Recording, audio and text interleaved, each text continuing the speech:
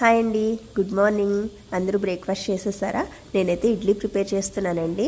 Idli prepare చేయడం ఎంత సింపులో తినడం కూడా అంతే సింపుల్. కానీ ఆ రేకులు ఉంటాయి చూసారు, అవి తోమేటప్పుడు మాత్రం తల ప్రాణం తోక్కొచ్చేస్తుంది అనుకోండి.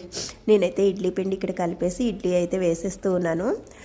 చాలామంది మిక్సీ పట్టేసి ఇడ్లీ వేస్తే చాలా గట్టిగా వస్తున్నాయి అని అంటారు. కానీ నేనైతే ఎప్పుడు కూడా చాలా ఇయర్స్ నుంచి ఇడ్లీ వేయాలన్నా దోశలు వేయాలన్నా మిక్సీనే యూస్ చేస్తాను. ఎందుకంటే మాకు వెట్ గ్రైండర్ లేదండి.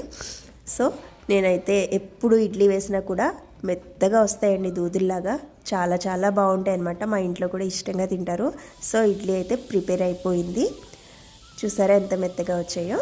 దీన్ని ఒక 10 minutes అలా వదిలేసి చక్కగా దాన్ని బయటికి తీసి ఒక 2 seconds తర్వాత ఇడ్లీ తీసుకుంటే చాలా బాగా వస్తాయండి, చెదిరిపోకుండా.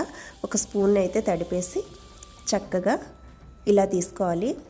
ఆ రేకు కూడా పిండి అనేది అంటుకోకుండా చాలా నీట్గా వస్తాయి అన్నమాట. ఇలా చూసారా ఎంత నీట్గా వచ్చాయో. నేను అన్నీ కూడా హాట్ బాక్స్లో పెట్టేస్తున్నానండి. ఎప్పుడు కూడా ఇడ్లీ వేసిన తర్వాత హాట్ బాక్స్లో పెట్టుకుంటే చాలా మెత్తగా కూడా ఉంటాయి, అలానే వేడివేడిగా ఉంటాయి అన్నమాట. చూసారా ఎంత స్పాంజ్ లాగా వచ్చాయో. ఇడ్లీ అయితే డన్. నేనైతే దీంట్లోకి పల్లీ చట్నీ చేశాను. మరి మీరేం టిఫిన్ చేశారో కామెంట్ చేసేయండి. అలానే వీడియో నచ్చితే ఒక లైక్ చేయండి. బాయ్.